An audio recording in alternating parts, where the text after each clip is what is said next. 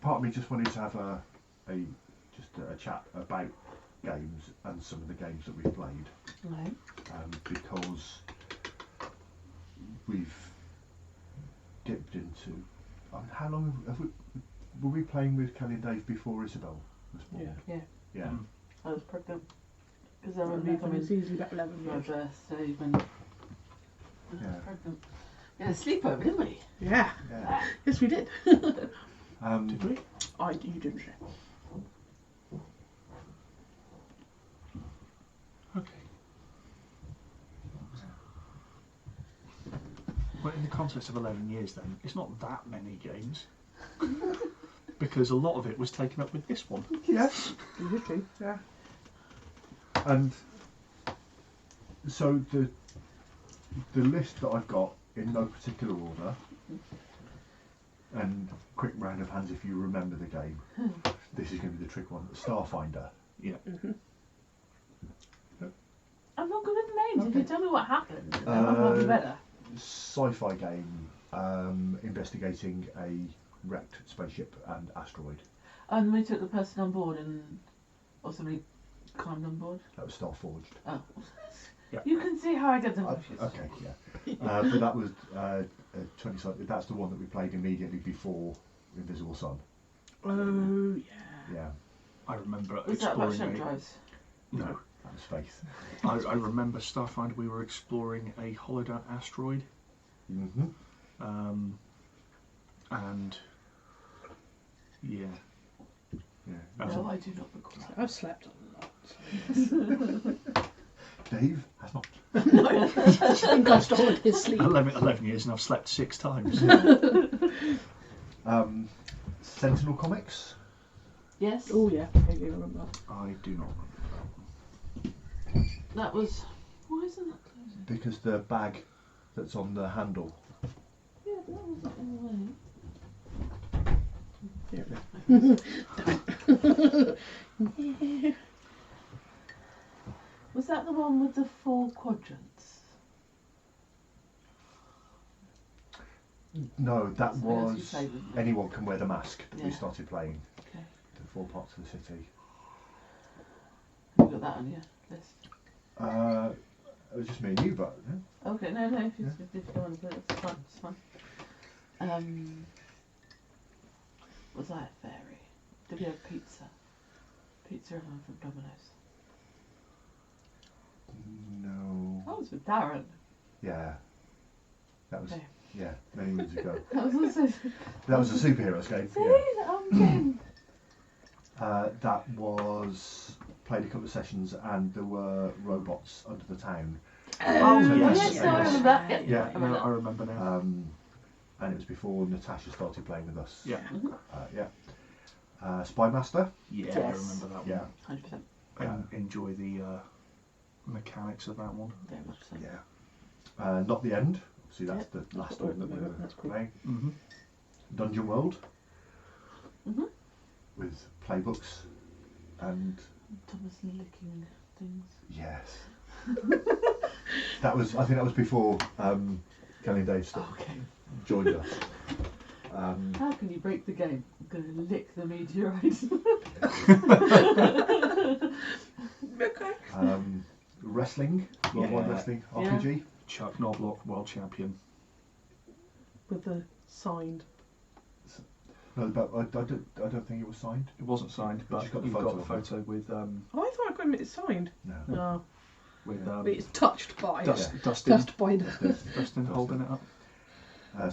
Star Wars: Edge of the Empire. Yeah. Yeah. Yeah. Age of Rebellion. Yeah. Yeah. No Thank You Evil. Yeah. Numenera Yeah. and Cypher Fantasy. What was that one? That was where we used the generic Cypher system, but dealt out a couple of the character miniatures from Descent, and then you made a character based on the. What was the one with octagons? Not the most recent one. There was one where there was a map and we unlocked the next room. Oh, yeah, that was cool. We were. That was your homebrew one with your tiles. Yeah, I know the hexagon tiles. I don't remember what system we were using for it. Faith, Yep. Yeah. Shunt drives. Poop Glove and the Autofac. I'd forgotten Poop Glove. I remember the Autofac. I remember the Shunt drive. I had forgotten the Fegulator. And that was us trying to hide in the engine room because something was wandering around the rest of the ship or something. Yeah, vaguely. There's 5E, Mhm. which on the bracket, because that's the one where it wasn't a TPK, but everybody that wasn't killed was knocked out and captured, and then we stopped. Legend of the Five Rings. I enjoyed that. That was one that Don't think we ever played it. no, What they it did. was myself, Chris, and Dave. It's one that we started at Roleplay at, and then we played here a couple of times. We started doing a character for you, but it was late. So does the things I do don't count, but the things that you do with your friends do count? Is that what you're saying? It's more than just one-on-one games. Okay. Anyway. I know. That list down gets me. It's like, oh, all the things. I'm not entirely sure I want all of your one-on-one roleplay stuff on here.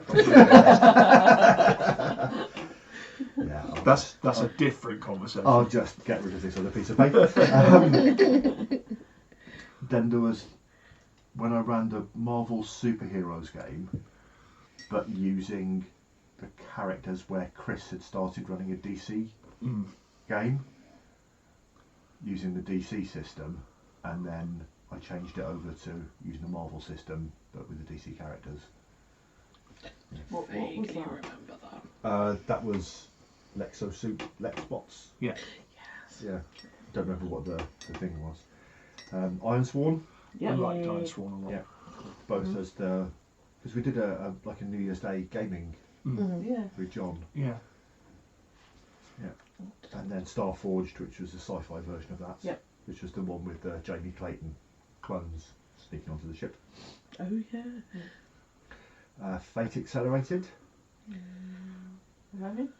That was one where we were kind of round tabling items for the setting. So we had Germany had won the Second World War, and you were playing a U-boat captain who'd escaped. Yes. And there Oh, were yeah. Atlanteans. Yeah. And Yeah. you were playing an Atlantean princess. Yes. I wasn't the U-boat captain. I was a Russian. Did we play more than one of that? We played 2 or 3. Did we? Yeah, because I remember we found our way into a place. Temple of the Gods. Yeah, and we got there and it's like, we're not supposed to be here. I don't know much, but what I do know. I knew I should have taken that left turn at Albuquerque. Then Open Legend. Mm-hmm. That was where we were introduced to Uzukai. Oh yes. Open Legend is the one that I've mostly scrubbed from my memory. Apart from that, Yeah, bloody 'cause that was- chicken. There was I vaguely remember kind of like temples On an island. on an Yeah. island, Yeah. yeah. And the chicken. Phoenix Dawn Command. Oh, I don't remember. It's I don't think you played with that one. It's the one where all of the players had We died. died, and then we were like part of a group that went out and like vigilante kind of things together, and there was people being possessed, weren't there? Yeah. Yeah. And Sounds when you die, you can you keep on coming back, but you've got like 7 returns. Oh, okay. 6 returns that you can make, and every So I'm time not in you the country when you guys did that or something. I don't think so. Yeah. That might be. It's card based. Nice card. Yeah. Quests of Yore, Yes. which we played with Isabel a bit more, but we played a couple of sessions with you guys. Invisible Sun. no, I don't remember that at all. No, I might cross that one out. I'm not sure I could tell you everything we did in Invisible. Yeah. To be fair though, that's because that ran for 60 sessions. a long time, and it's still in my mind that's still going. Yes. It's just on hiatus. It's not Yes. stopped. Yeah. It's just A lot concur. happened, but the best thing that came out of that is Beano's, and the most recent thing is that giant drink that like crazy cappuccino. and the never-ending quest to scotch everything. Yes. I'm pretty sure actual real life Scotch birthday cake was a pretty good Yes, product it was. of this game. Yes, Oh, it yeah. was. That was good. Mhm. That was good. I was talking to my colleague about it because her son's getting into role playing games, and I was saying how much Ross run and the Invisible Sun things, and about the place that scotches everything. And I made a birthday cake. She's like, "So you mean you poured scotch in it?" No, I wrapped it in meat and breadcrumbs. Okay. Did we try to scotch candied yams on New Yeah. Year's one? Oh yes. Yeah. Yeah. That worked. We That did. worked. We did a marshmallow and had grated sweet potato in the meat. meat. Meatball. Yeah. Yeah. That was so good. Yeah. I was telling T and moaning about those, and they were like, "That sounds excellent." Impressing Americans with improving on their food. No, I said something about all these Americans putting down on English people, but a lot of these recipes came out of poverty. And then the response is, yeah, poverty didn't make them call it spotted dick. Lovecraft-esque. That was good. Yeah, I enjoyed that. I don't think, because I ran it with some of the folks from the Tuesday night group, and I ran it with my old Wednesday group, and every game was just, spot on. Sapio was one we ran a couple of sessions of. It's the first one where I used that triangle where you rolled to see what your character classes were, Yeah. and it had the 12-sided dice with all the spirals and triangles. See, I remember What was the thing, story? but I can't remember the. Typical JRPG breaking out of the hold of an airship where you've been captured by the evil empire. Oh yes, I remember that. Stories Unlimited kind of followed on from that. I just wanted to make something to use that big triangle, but the big list of bits to make up all of the different. I should have done more Stories Unlimited personally. Which one was Stories Unlimited? The one we made. Yeah, With, you roll a set of dice and then you just get to spend the dice as your resources. And we were riding on the back of something, running away from a party, and there was a cone of world. Yeah. I remember. I gave you pictures, Mm. and you kind of made up characters based Oh on the yeah. pictures. And And then I wasn't made, like and then I made, Babs the whore or something. yeah, the battle hooker. Yeah. Bapparella. Bapparella. Bapparella, I remember. You just mentioned about that the other day, didn't you? And that's the one where we also started the witness. So the Winchester victims relocation program. Like free attorney at law. Yeah.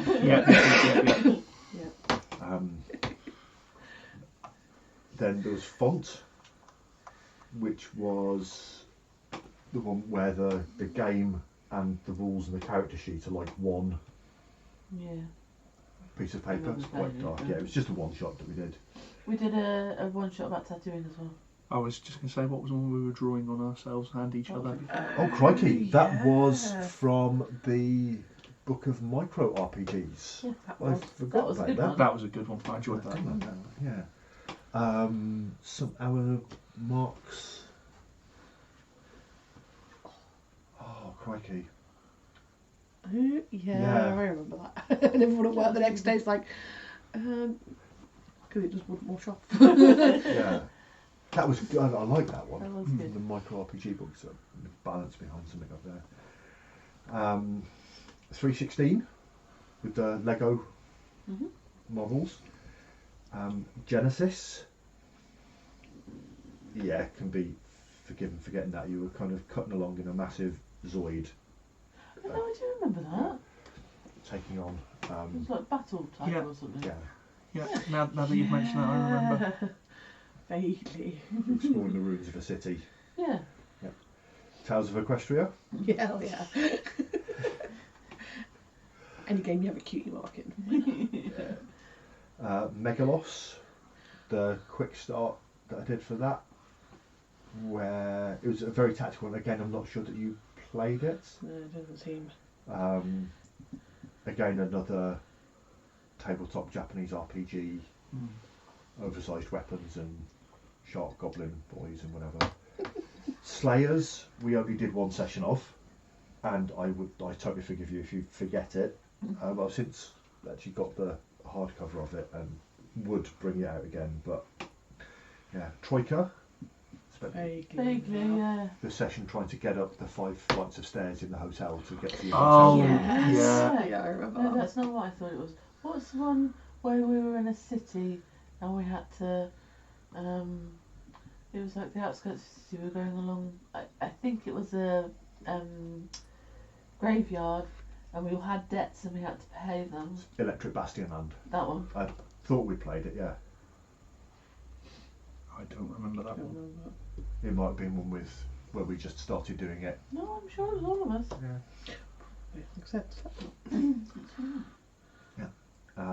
Then anyone can wear the mask and then tattooing one. So that's Which one was the one where we were I was a satyr, and we'd just gone and we'd done something and Done a trial. we'd done a trial. that was Quests of Yore. Was that Quest of Yore? Yeah. was that the one where we were all new adventurers? Yes. Yeah. Yeah. So that's 1, 2, 3, 4, 5, 6, 7, 8, 9, 10, Pardon me. 19, 20, 21, 22, 23, 24, 25, 26, 27, 28, 29, 30, 33. 3 games a year. Good. Average. If you were to take out Bastionland that you guys don't remember, anyone can wear the mask because that was just You and me. me and you, Yeah. and Slayers, Yeah. not because, or take out Font because that's designed as a one-shot game. There's 30 different games, Yeah. only one of which was D&D. Yep. Yep. I'm quite Well, happy. I don't understand why we're taking out the other ones. There's 33 games there. 33 games. Only one of which Okay. is D&D.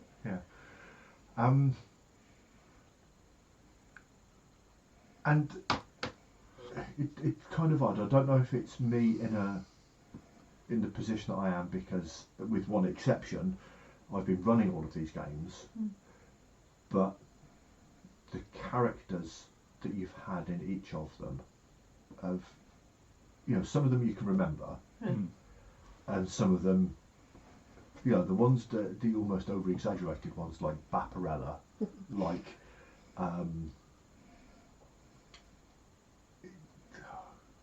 the over exaggerated one like Chuck Knobloch. Chuck Knobloch. Yeah. Uzukai. Uzukai, yeah. And the ones that really kind of stand out. I'm guessing you probably couldn't name what your character was in the 5e game. No. No. And I remember that he was a monk. Yep. And that's all I can remember. You called him Garrick, just Garrick. because his background was an agent. Sentinel Comics, you were playing Mrs. The Lavender one has awakened, Mrs. Mitchell. Oh, right. Yeah. You were playing the alien from Resident Alien. Oh yeah. Thomas was playing Hazmat, the guy in the suit. I think you were playing Advantage or Yeah. Season of Yeah, I remember who I was playing in Spymaster. Were you the American or the Frenchman? I was Emma Peel. Oh, you were the Englishman. Yeah. No, I was literally Yeah. Emma Peel. So because I have the world's worst memory, I wouldn't be able to tell you what I played in any of those apart from Invisible Sun, unless you reminded me and then be Yeah. like, oh yeah. And I can't often remember what I played, but I see the stories like I would remember a movie. Yeah. Not from like inner out, because it's still a part of the imagination, isn't it? I tend to remember the ones that ran for reasonable chunks of time. If it's something we only did a couple of sessions of, they're the ones that I don't really remember. I might remember a particular mechanic or a particular. What I remember more than anything else is the table talk. It's the memes like Beanos and scotching everything, or the shunt drive, or Yeah. they're the bits. You guys being Dr. Nick for an incredible amount of time.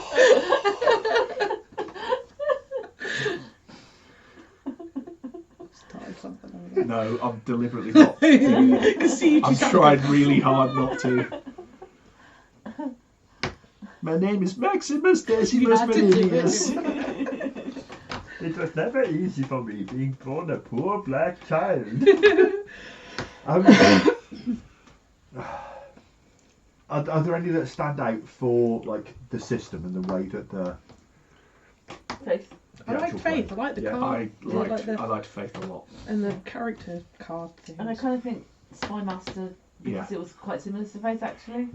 Things without dice Yeah. please me, because you know what my luck is like with dice. Uh-huh. But having said that, You've seen how many he has, yeah? Not enough. That's what that Not is. enough. yeah. My collection is Yeah. humble compared to the. So, some people fear spiders, some people fear heights. Me. Math rocks. Clicky clacky math rocks. Plastic polyhedral boys. Yeah. I think I had something popped in my head and it's completely disappeared. Like you said, yeah, there's the table talk kind of stuff, but I like no matter what we've done, it's always been mostly through a collaborative way of building the worlds together, which I think we took from Ironsworn a lot of the time. Yeah. Which I was going to say. I love that.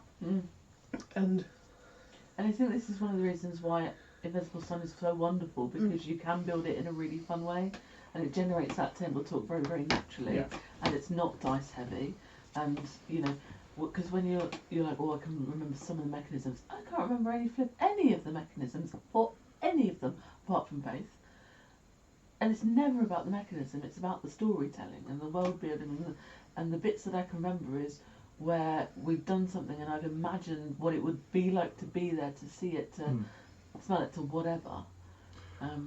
That's much more in my interest. Because what's changed, we've talked about this before, but like when I first started playing tabletop RPGs, I wanted lots of crunch. I wanted tables and this and that and the other thing. And now I don't. I want it to be as rules light as possible so that the story can happen. I mean, how many sessions of Invisible Sun have we had where we have 1 or 2 dice rolls at most, and everything else is just storytelling? And so I say it's collaborative. It's not you know, like your traditional, here's the GM and they've set the world and they tell the players what it is. It's okay, you're going to this sort of place, and then it's a question, what do you think this sort of place is? And then ideas bounce around, and then something will stick, and it's like, yeah, this is it. Like I forget the character what it is now, but the head of whatever district, and we decided that he was an orangutan, so he's an orangutan. Yeah. it is now. It is now. I think that's my favourite sentence. King George. Yeah. But it is now. in all the gaming, it is now. It is now. That's my favourite bit. Yeah, and I agree with you. Like with Ironsworn and Starforged, I like the way that does the kind of session 0. You set the world up. You know, okay, so this is the thing that you're doing. Is it because of A or B or C or D? And okay, we're going to go with C. Yeah. Because we've played Ironsworn with. Who else did we play Ironsworn with? I've done it with Wayland and the American guys, but I don't know if you ever played it. I think I might have. We did use some Ironsworn stuff when we were out there. Yeah. Only a little bit. But that's it. It's kind of like, no, I don't think any two kind of campaigns are really the same in that sense, because you've got such a different way of getting the world state going. Yeah. No, So really like there that. are, with Ironsworn and Starforge, I think in each one there's like 15 questions, and even if you don't offer up your own suggestions, there's 3 options for each one. So is that 15 cubes? 15 to the power Or of 3. 3 to the power of 15. It's a big number. Yeah. It's a lot. Yeah. So there's a lot of different options even before you say, okay, well, how's about option D? I've got this idea that we've got, you know. Well, we did Iron Forge together, didn't we? Yeah. Iron Sworn together, and that was really fun, because you don't need a big group to be collaborative with. No. You tried doing it on your own for a little bit, didn't you, as well? Oh, Yeah. it could be done as a one player. Yeah, can't I mean, it? it's designed. The guy that wrote it, he did Strider mode for the new One Ring, the solo play for the new Middle Earth game.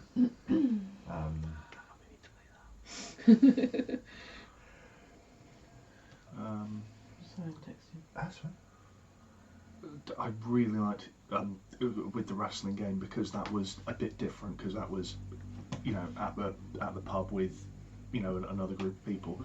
But I really liked how off the cuff all of that sort of was. It's kind of like, and yeah, we got really creative with it, which was a lot of fun.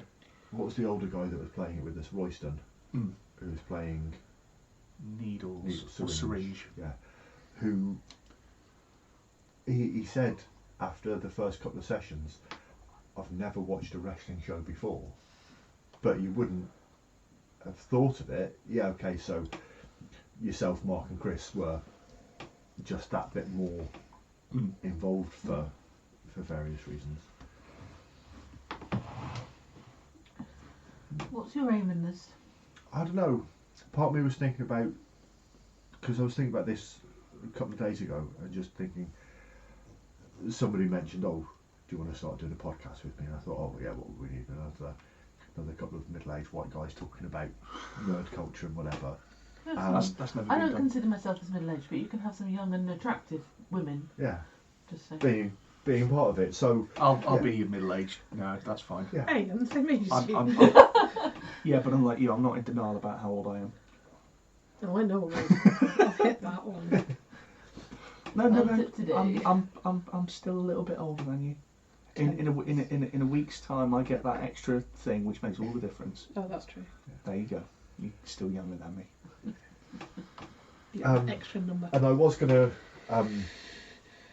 kind of have the first or ask a question about character creation, because I don't know if you've come across as a podcast that I listen to called Character Creation Cast, and what they do is that they just sit and they'll do like 3 episodes about somebody will come in with a game, and it's not necessarily one of the designers of the game, but it's somebody who's invested in a certain game, and then they'll sit and they'll create a group of characters together and then go through that process. They never actually play the characters.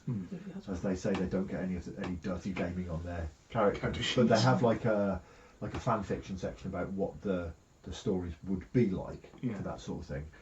And I was thinking from a mechanical side of things is about character creation in games, that, you know, in some games they're like point buy, where you've got a certain, you know, you've got 20 character points to spend on X, Y and Z abilities, and sometimes you roll dice for them, and sometimes you've got like an array and you're picking one from column A, one from column B, one from column C, and take it from there.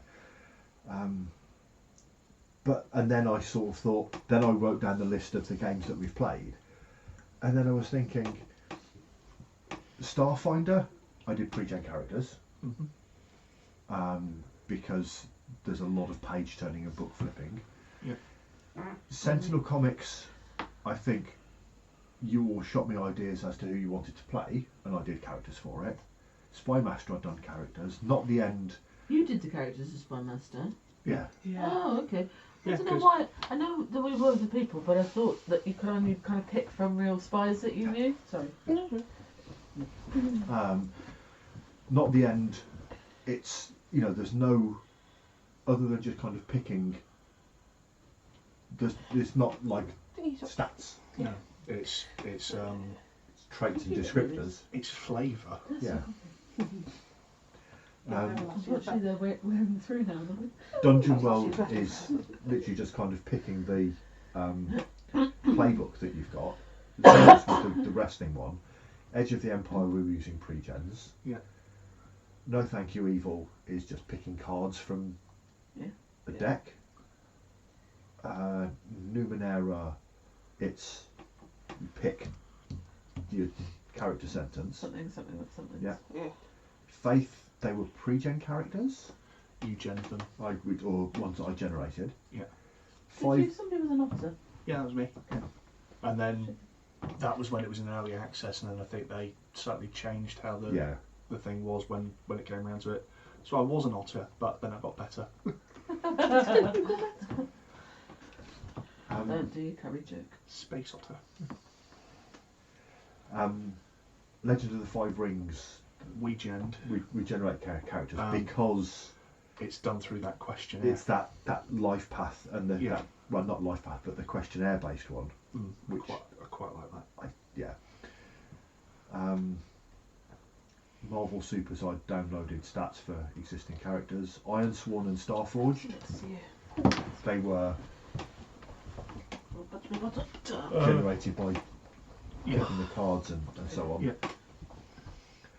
I think Fate is kind of it was picking options. Open Legend, we did characters at the table, and that was a point buy rather than rolling. Yeah. Phoenix Dawn Command, I think you all chose. Yeah, we could choose a bit of backstory that kind of became more and more apparent, didn't we? Yeah. And from the cards that you chose, that gave you the backstory for some of the special ones. But we've not really done rolling characters. I know in Troika, you roll for what your stats are, and then you roll on the background table. And for Bastionland, you roll randomly to see who your debts were against and what your failed career was. But so the whole question of point buy versus rolled stats versus an array of stats, whatever, it's not cropped up in any of the games. What do you mean? Well, it doesn't matter, does it? It's still, you can still create a good character. I think the problem with the kind of the traditional kind of D&D, you roll your attributes and all of that sort of stuff. The problem with that sort of thing is that I feel, anyway, in my experience, that the tendency is that the character gets lost. It's just a page of numbers. Yeah. It's just, it doesn't matter what the character's supposed to be, I'm an 18 dex, and so everything is all about that 18 dex, and I'm not going to do anything that doesn't cater to the things that I'm already good at. Yeah, it's about winning. It's like, even though, for the point of narrative, it would be more, I don't want to say realistic, because it's inherently an unrealistic thing, with a tabletop game, but authentic is it more authentic for me to, in like a fit of panic and I'm trapped in a room, try and kick the door down because I'm panicking, or and that would make more sense maybe for kind of like a character to do. But if my character's got high dexterity, then obviously I'm going to try and pick the lock with whatever is about, because I've got this number's higher than this number, so forget any real world kind of things. I'm just going to go with what my numbers give me, and I've been thinking about this a lot lately, because when people make characters for games, generally they're aiming for something that's going to be kind of like down the line. I want to be the greatest bowman in the world, or whatever it is that you're playing. And I think the problem, not necessarily in this group, but my experience around it, is that people want to try and do that at level 1 at the beginning, so that they've got this character in their mind. I'm going to be Robin Hood, and I'm level 1 or the equivalent, and I want to be able to do all the Robin Hood stuff right now, and not go on a journey for other character to get to that thing. And I think I can see it both ways. On the one hand, it's nice to progress and feel like your character's growing and developing, but on the other hand, it's also fun to be able to do cool stuff right out of the box. And I don't know I don't know how you do that and still make the game fun and engaging and challenging, because like you said earlier, the stuff that sticks out more often are the things that go wrong, not the things that go well. It's like Dad says, isn't it? If it's a good day, it's a good day. If it's a bad day, it's a good story. Yeah. Lord of the Rings would have been quite dull if everything went perfectly according to plan from the outset. Because they'd have just flown there on the birds from the beginning. No, they wouldn't. Why not? No, because the human king Isildur would have just chucked it into the fire. Yeah.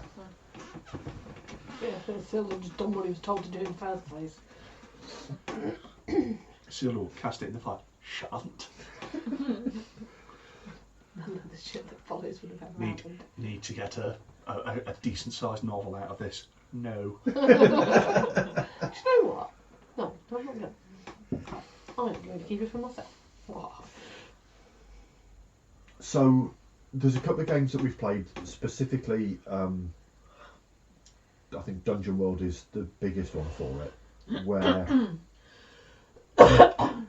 it's your failures that kind of give you experience points or contribute towards Dave, could you pass improvement. me the threats, please? As opposed to, okay, well we've killed 20 goblins, there's 20 XPs each, and take it from there. In some games, there's like leveling isn't, they're not because they're not level-based games, but character advancement isn't so much about, oh, I've got a new power, a new ability, whatever. So the superhero games, where in Sentinel comics, for example, if you've gone through a couple of episodes, you've got a couple of bonuses that you can spend a little bit later, but they're just like one-off bonuses, so you can create a +2 add-on to a dice roll because you've got a contact or because you've gained something through play. Is it better where characters are a little bit more, I don't want to say powerful, but they are cooler when you're fresh off the page? Or do you like being able to grow into? I would be Depends really on the unhelpful game. and say it depends. Yeah. It depends what game you're playing and what you kind of want to get out of it. I personally think it's a bit of both. So with Invisible Sun, we had pretty cool characters to start with, but we could also develop them. Mm-hmm. So it wasn't. Boy, did we develop them. But I think with some games, I have been frustrated. Not that I'm not Robin Hood, but that I can't do the things that these aren't newborn babies. Yeah. They've had a history so far, and I think that actually a level of experience, a level of skill, a level of whatever is good, and then with the option to develop. But also, I liked in Invisible Suns that you had quite a range of development open to you. So it just because in another game, just because you're a cleric, you're expected to go this and this and this and this. With Invisible Sun, you can go, well, actually, I've got this path, but now because of the storyline, it's going to go that way, and we could move things around a lot more. I'm the goetic that doesn't summon anything. I was literally just about to say, case in point. But when I do summon stuff, it's big stuff, and it's I'm the maker that makes fuck all, basically. no, you make lots of pharmaceuticals. We're recording this. Yeah. Would be nice to know. Oh, sorry, I did say recording. But No, was it? I don't know, I can't remember. try thoughts gone. But with Invisible Sun as well, I think the character advancements are, for me anyway, are really, really low on my list of priorities because I don't feel that anything interesting is gated by what level, what rank my character is. The cool stuff just happens, and I think it's true about it's not being gated, but also when I have developed the character, that's been good. It's been like, actually, because this and this has happened in his story, this is a really likely outcome. yeah, And it feels a lot more organic and a lot more Yeah. satisfying. It's Yeah. not just arbitrarily, oh, I've advanced to this stage, and now I get the ability to summon owlbears. You know, whatever Yeah. it is. It's not just this arbitrary thing. It's a real kind of extension of what's befallen the characters up until that point. And some of the advancements haven't always been good. So some of the character development has been legitimately quite painful. Hawk, crap she went through. Like, you know, finding out, like, I quite happily like live in my own little world, and then there's all this stuff that was stolen from her noggin, but it wasn't all positive either. It was really quite dark and. But that's it. Good story. Good story. Because I mean, on the flip side, that I think of all of the games, the one where I felt the least able to do anything was Edge of the Empire. Because I just felt that, you know, just constantly, I'm going to do this thing, like, I can't think of an example off the top of my head, but I'm going to do this thing, which seems like a fairly simple thing. I'm going to climb this tree. Apparently, I'm going to fall face first into every single dangerous creature on the planet. And I also think when the universe is so known, there's nothing free there. Like so many, one of the things we've said that we love about this is that it can be collaboratively created. But when you're in a setting that is so known, and especially one that's as big and as storied and as long tenured as Star Wars and Star Trek, the same as it. I think I've played Star Trek. I think we did something very, very, very, like very early on. I think we did. I have no memory of Star Trek.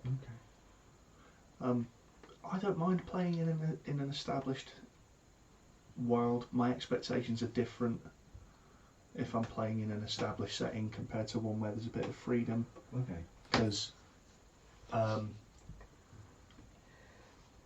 like I use Middle Earth as an example. Middle Earth is just a cool place that I want to go to, so I'm happy to play around in Middle Earth, knowing that the characters that I make and the situations that we're going to get in are going to be very dictated by the tone of Tolkien and, you know, Lord of the Rings. You know, like the much more subtle magic of Tolkien compared to, you know, the fancier magic of D&D. Yeah.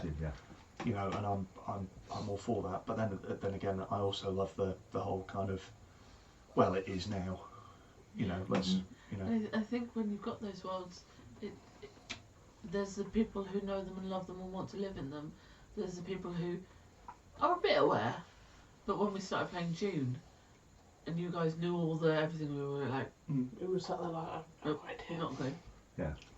And it's understood norms that aren't. And that was like a narrative board game rather than the actual role playing game. Yeah.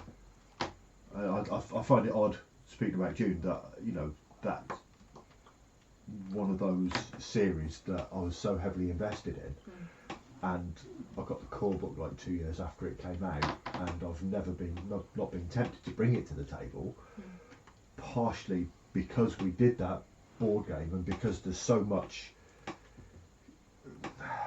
as you say, expectation to know about the setting. It is possible to kind of play right on the edges of the Imperium. It's like playing a Dragon Age game if you've got no idea. And that's, I've wanted to, you know, I've got that. I've got the first 2 box sets for it, but I haven't done it because I don't know the setting as well as you do, and I don't want to kind of. Oh, see, I'm not that precious on it, but then they're like other game outside of this. We just turned it into our own shit anyway, so they just doesn't exist in that world anymore. But like when you struggled to come into that, because it's been how long have we been playing that? 4 years now. Yeah. That trying to bring anybody else into that and that crazy ass world we've created is really hard. Not only do I not know Dragon Age all that well, but I don't know your Dragon Age kind of. Because it's not, because we don't know when we get in the next game, so we've made our own version of it up, and even I get lost in it. So yeah, you've got that other end of things that, you know, where it is just our small group of people that will probably ever play it, because trying to let anybody else in, there's too much crazy lore that we've created that you could never catch anybody else up on it. So there are downsides to that stuff, I guess. imagine trying to pull somebody who's played Invisible Sun elsewhere into our Invisible Sun game. Exactly, yeah. That would be... Yeah. But then again, maybe not, because part of the joy of Invisible Sun is But I think we believe there's more probably believe. many ways to play it, aren't there? Not just Mm. the content, but the way in which it's played is very flexible. Yeah. Yeah. So I mean, it seems to me that we generally, as a table, it's character, not stats. It's story, not story. So it's like, it's what happens, not what is expected to happen. Yeah. So like I don't prep. To be fair, look at your party. I think that's probably Yeah. a good idea. But no, it's I know what you mean, because I've played in games where the person running it has clearly spent a lot of time and a lot of effort putting a story together for people, but then the problem is, as a player, you don't feel that you've got any agency, because this next event is going to happen regardless, because that's been prepared, and so either it goes off the rail and the DM is panicking because the party isn't doing any of the things that they expected, and so they're trying to come up with stuff off the fly, or it's a, well, I know you said you wanted to go and investigate over there, but actually you can't because, oh, there's suddenly been an avalanche and you're blocked in and you can't go down that way, so you now have to go down this other way. And that's it, is because again, we're talking about Invisible Sun, it's the game that we've played the most, but there will be sessions of Invisible Sun which are focused on Hawk, or they're focused on Roland, or they're focused on Stowbold, or Caliburn, or Eliana. And in that session, I might not actually do an awful lot, but I'm still invested because I'm interested in what is happening in the kind of wider world. As a collaboration, even though it's not your story, you can input into it. Yeah, and that's really, really good, and kind of like a testament to kind of like the way that it's run, but also the nature of the game as it stands, as opposed to other games I've played where it's kind of I felt that I'm clearly just a prop in somebody else's story, and it's kind of like I want to have agency and meaningful choices. Yeah, your character doesn't matter. They've got focused characters, and I know. Yeah, it's kind of, well, it doesn't matter what you want to do, and it doesn't matter what anybody in the party wants to do, because me, the game master, actually, I've written this massive thing, and my response is, well, that's cool, just write a book then. Okay. I'm very grateful that you have enough self-esteem that you can accept our input and not try to control in that manner. Yeah, that's a big thing as well. Occasionally I'd like a hint though. Just occasionally we're sat there going, God damn it, left or right? which one of the 500 plot threads do we pick at today? Only 500? The time he's gone, I think we're going to call it there because this is not going where I thought it was. No, but I enjoyed that as well, the kind of honesty to kind of go, okay, yeah, no, this is going completely kind of like off piste, and I need to have a think about what I'm doing. I enjoy that as well. Yeah. I'm glad that I can, because every so often I get a yen for a yearning. Whatever. I get a yearning for kind of old school, like playing D&D the way that I was playing D&D when I first came down to Plymouth, which is where the table was a little bit bigger than this. There were 7 of us sat around it, and each one of us had 3 characters because they were not all expected to make its way out of the dungeon. I like that idea. And it was a procedural, not procedurally generated, because John had his dungeon, which was 4 A1 or A2 graph sheets Jeez. and a book, and each room was done and sat in and whatever. And we were 2 days ride away. The town where we were was 2 days ride away from it, and we hoped to agree that we did not come up with wilderness encounters because they weren't level gated. So the party of level 2 characters that kind of went back there on the third trip, you know, half of the characters had died on the first way out. Now that's not a bad thing, because I don't know if you've come across Dungeon Crawl Classics and Mutant Crawl Classics. You start off with a party rolled 3d6 straight down the line. If you're lucky, you might be a woodsman and have an axe. Someone's going downstairs. You know, if you're lucky, you've got somebody, and you're not going to have spellcasters or wizards or whatever. You don't get a class until you've finished the first story. Okay, we've lost 2 minutes of YouTube for tomorrow. No. Go to bed now, please, or you'll lose 2 more minutes.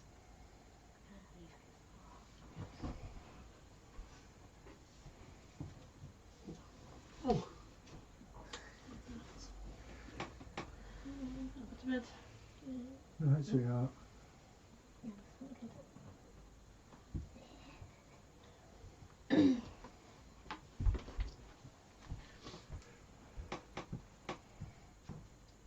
Close the door, please. Let's pull zombie raid right there. Sleep tight. Slowest door pull ever. The bag's caught in it as well. Yeah. There you go. Good night. Yeah, quite possibly. Yeah, to the extent with DCC is that there's a web app that you can just press a button and it will generate like 16 characters and print them out in pages of 4, because the level 0 character sheet is 4 characters and you each get given one of them, and you're only really expecting one of those 4 to survive to become a level 1 character. And there's nothing wrong with that, because That's what it's designed to do. Yeah. And I, again, going back and listening to the System Mastery podcast, which great, because there's very few games that they've done that I haven't had or come across at some point. And when I'm listening to them talking about games which I've got and I really, really like, and it's like, yeah, I remember that being particularly bad about this, that game, and that game. But one of their big things is with D&D is like, oh yeah, well, when you're playing Dungeons and Dragons, specifically 5th edition, you start off at level 3 because level 3 is where it gets good. Yeah, we never start. Why do that? Why not make level 1 where you start more powerful, and then just drop it down a bit? I think that's a holdover from when it used to be. Yeah. Really. Level 1 dirt farmers. Yeah. And that's kind of tying into what I was saying earlier on about how do you make a character at level 1, at the outset, but they're still interesting and fun to play as. And like I said, I don't know that I've got a good answer for it. D&D 4th Ed, the initial characters at the outset in that, even at level 1, because you had you had your encounters and your dailies and your at-wills. So 4th Ed was what D&D Beyond, not Next. I can't remember. I don't think D&D Next turned into 5th edition. Yeah. So I vaguely, because I remember playing a lot of 3.5. Yeah. I don't think I played that much 4th Ed, but I remember the encounters and the daily stuff. We played a bit of 4th Ed. You kind of came in on 3.5. Yeah. Me and Chris have got some experience with 2nd edition. Screw you, Thaco. I'm glad that we don't have Thaco anymore. Yeah.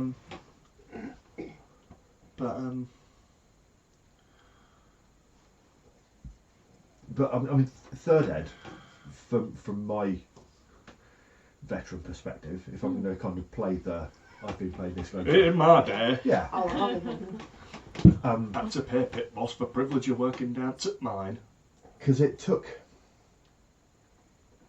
I mean, one of the big things for first and second ed AD&D, as it was at the time, was that if you were a human, you had one class, and you weren't limited, you weren't level capped because of your race. Where in like first edition, like a dwarven fighter could only go up to 7th level as a fighter, but a dwarf would be able to be a fighter thief, whereas humans you were just one of the classes.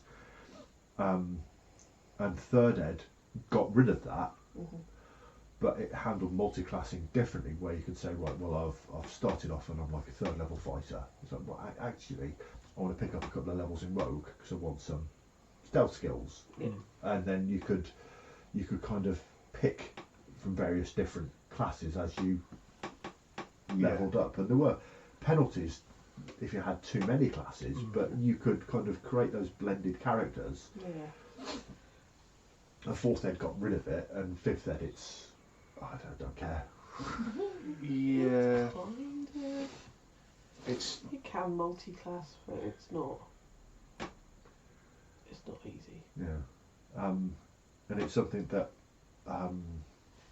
Fabula Ultima, I think, does really quite well, because you start off at 5th level, characters go up as high as I think 50th or 60th level, and when you create your character, you've got to pick 2 classes.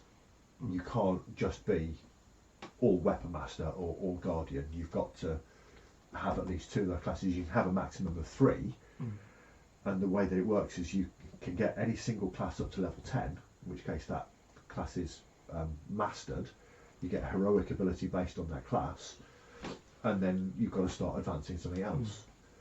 So it creates a lot of very flexible characters that way.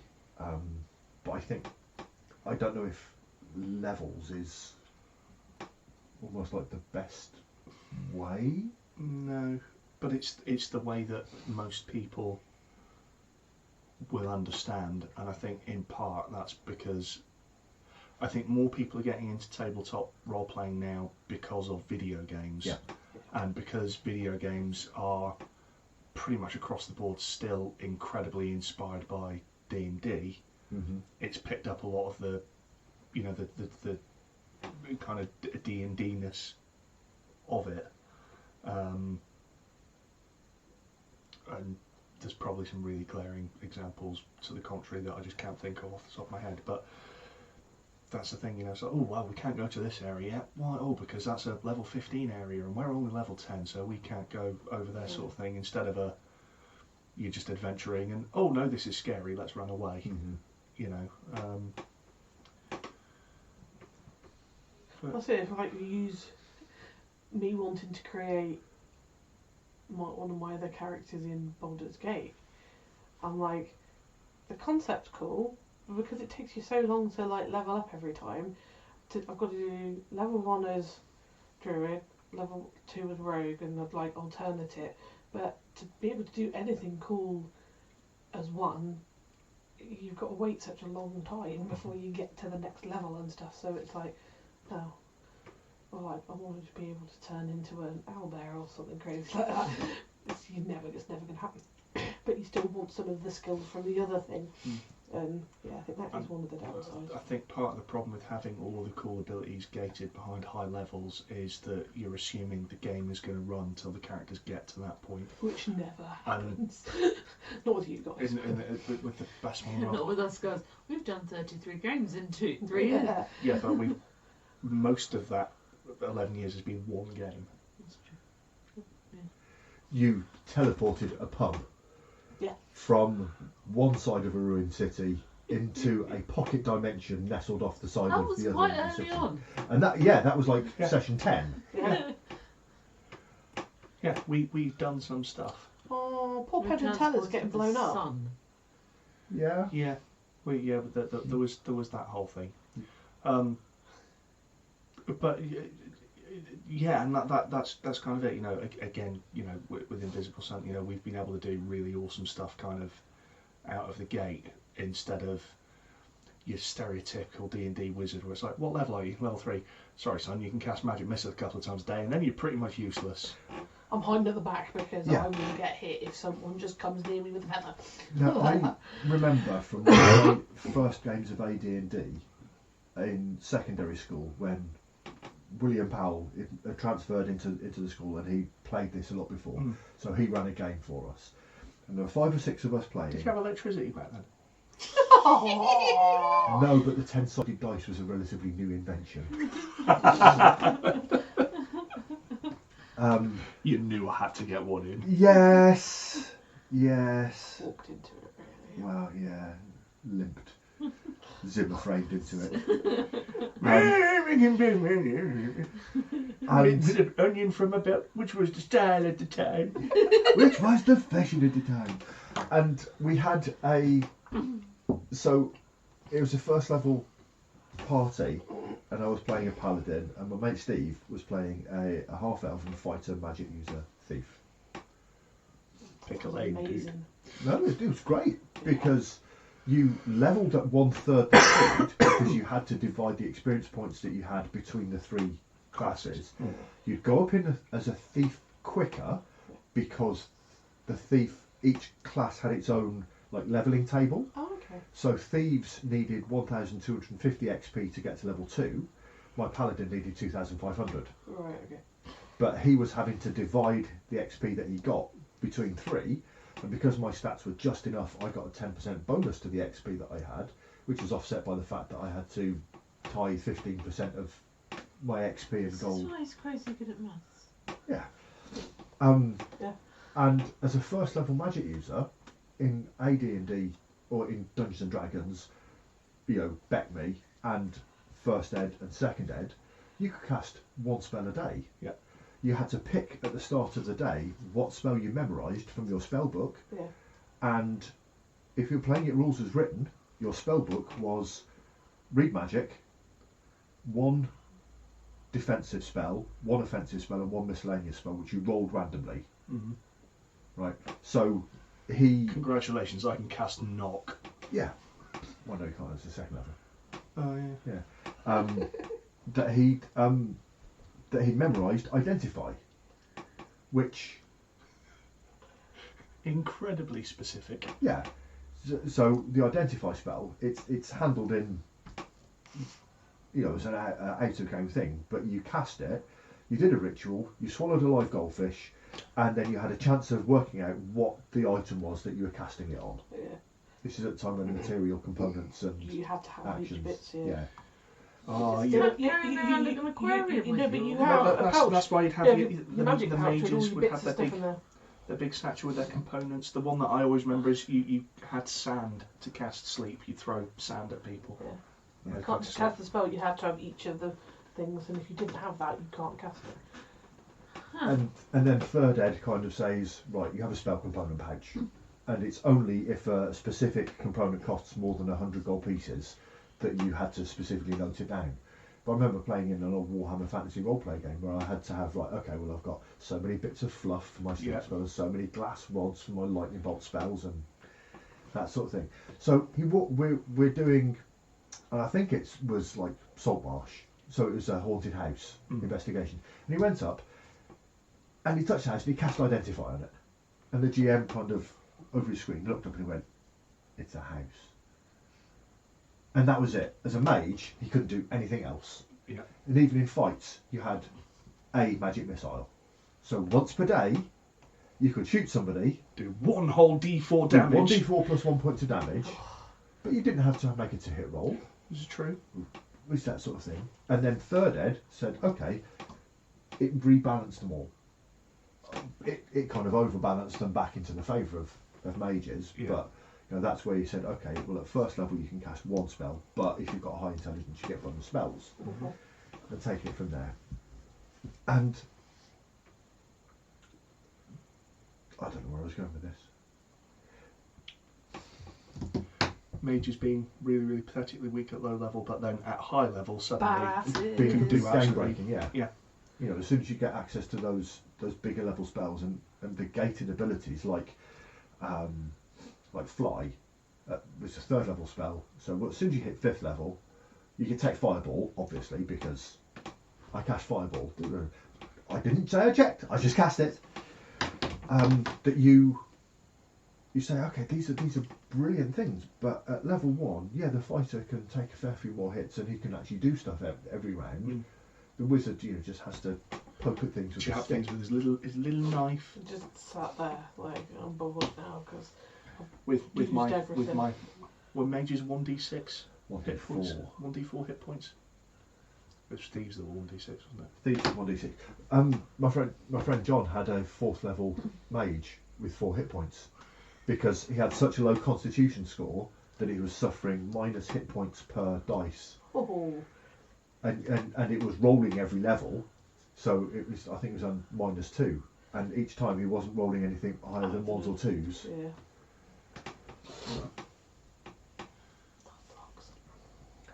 Take 1d6 falling damage. I tripped up. Oh shit. Yeah. But I think so. Doing cool things, and where the penalties, or when failure isn't a penalty, or when the effects of failing isn't just stonewalling, it's that no buts, no and. That's the thing, because you know how bad my luck is with dice, and I mean the number of games where it's sort of like. Oh, I rely on how bad you're looking. I've sitting around the table waiting for 40 minutes for my turn in a combat, and then right, what are you going to do? Oh, I'm going to try and hit it because I'm playing as a barbarian, and so that's what I'm going to do. Oh no, I've rolled a 3, and then there's 40 minutes of me sitting around doing absolutely nothing, and it's no fun whatsoever. One thing that I'm doing my best to try and bring across, and again I've done this on the Tuesday, is the Troika initiative system. So the random I like that. tokens That's good. at the bag. So the way Fabula Ultima does it is that you make a group initiative, or in the book you make a group initiative check. So every player makes an initiative roll, which is modified by their armour, which is always a negative to it. Every one that passes adds 1 to the party leader's initiative check.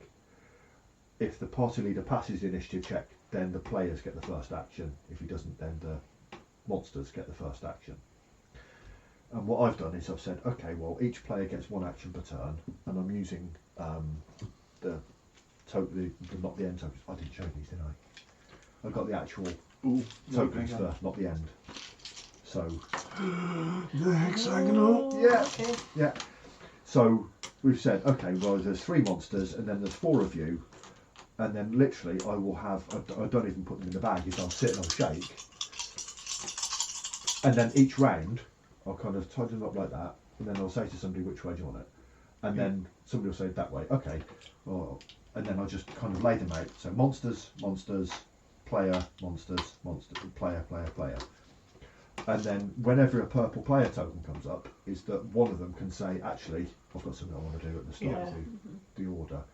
It gets rid of the whole red end of round token that I think really spices up Troika, because you don't know if you're going to get both of your actions in a turn, which I think can be a little bit really disheartening if it keeps not being you. Yeah. When we first started playing on the Tuesday game, there was like one combat where I think the first 3 turns Connie didn't get a go at all, which I think is a little bit too much. She wove it into the story that she was an elven exile, and the first fight was against a bunch of elven bounty hunters that had been sent to get her, so she's panicking. Yeah. Okay, totally understandable. It's nice to kind of get that narrative. And if you've got players that are happy or comfortable to be able to be that narrative about stuff, to be able to have the imagination to go, okay, well, this sucked for me, but actually I'm going to make something of it. Yeah. Makes that easier, but when you've got people that you play with that are just stats blocks on whatever and aren't that fun and get shitty because they didn't, that sometimes ruins it as well. I think that's one thing that we're pretty good at, is if things aren't so great, you can turn it and make it part of the... There is that as well, but I think mechanically as well, it's got to be... It's got to be satisfying. You've got to be... it's to do with agency. It's like my least favourite kind of things happen to my character in combat isn't, missing somebody or getting hit. It's being hit with something that causes a status effect, which means that I don't get to do anything. I've been playing OG Baldur's Gate, and I'd forgotten how maddening it is when something casts something on your party and you just lose control of your characters because they're all running around because they've all been hit by confusion or whatever. And it reminds me of times in pen and paper games where it's kind of like, you're paralysed right at the beginning of the combat. You've been paralysed. You've been petrified. Literally petrified, or give me a character sheet, Dave, because you've been ensorcelled and now I'm in charge of your character, and that's just immensely frustrating because the whole point about, I think for me, the whole point about role playing is it is having that agency, because it is, I don't have to be boring Dave for a couple of hours. I get to be, You're not boring, Dave. Oh, thank you. But as I get to be, space pirate or whatever. So I want to be doing space piratey things, not congratulations, the monster from the planet Zar has turned you into a semi-sentient puddle.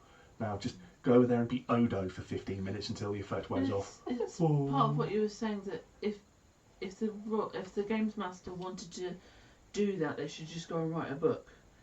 And the benefit of playing these games is that everyone is participating in them and creating but I mean, being written already, and you're just going along with it.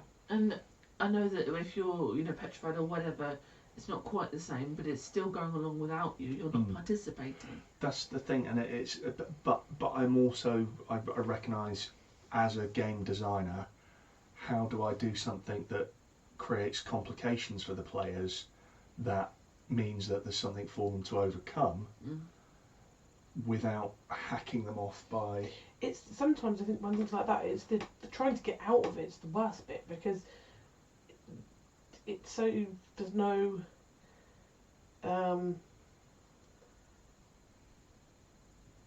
guess there's no definitive way of getting out of it half the time. Like sometimes if you're stuck somewhere, it's the worst role.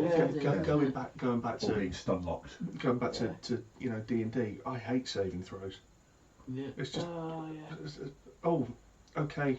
And if you've got a bloody minded DM, it's kind of like, well, I'm going to populate this room with lots of monsters that cause lots of status effects, so you're just going to have to sit there and do loads and loads of throws. So make a dex saving throw.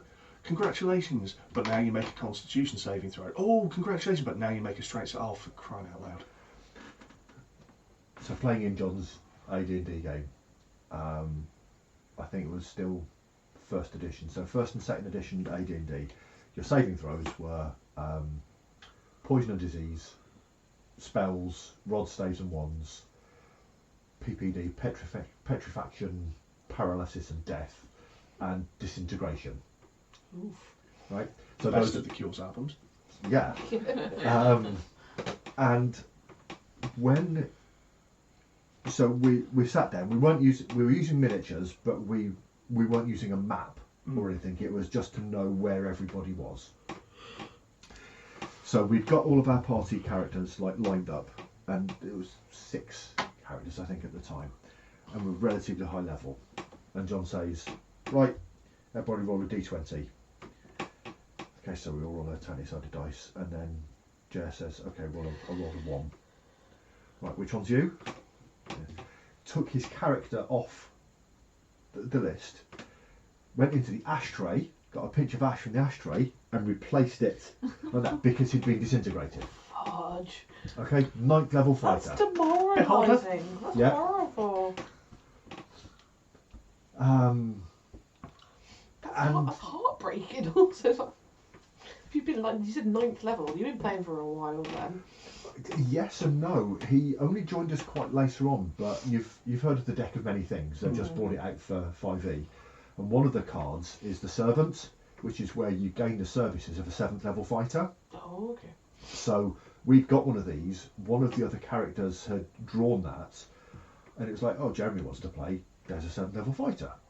So rather than it being another character that I think Debs had to play at the time.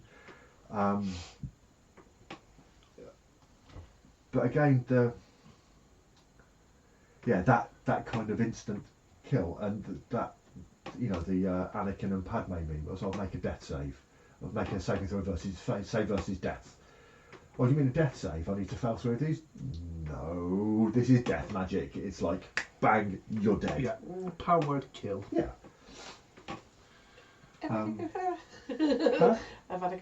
Whatever it is.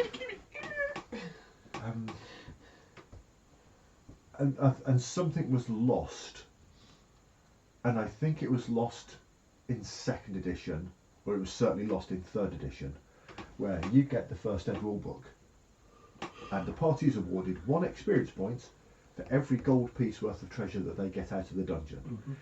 It's not about killing monsters. It's about finding treasure. It's about getting the treasure and getting back out again.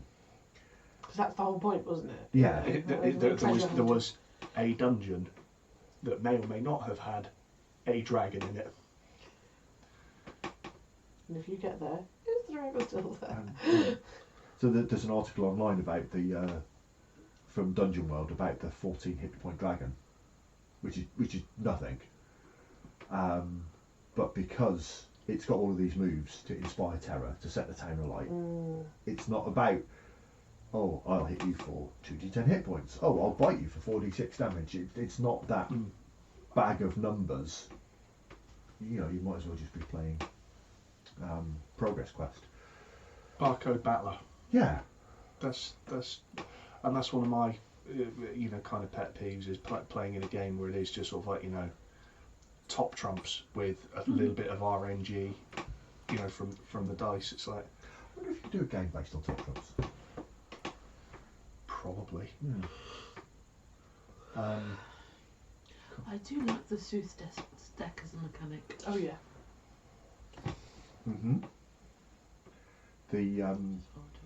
Just the the influence that it could have on the different stories, the story and the players. Yeah. And I think we used it more narrative influence rather than mechanical. Yeah. Pretty much everything we do in Invisible Sun is narrative, not mechanical. To the point of This is not magic. The little it's not magic, except it totally is. Cool. Okay, I'm going to end the recording because, thank you. That's You're the name welcome. of your little chat thing. It's not magic. It's not magic. It's not magic. Well, It's now. it is now.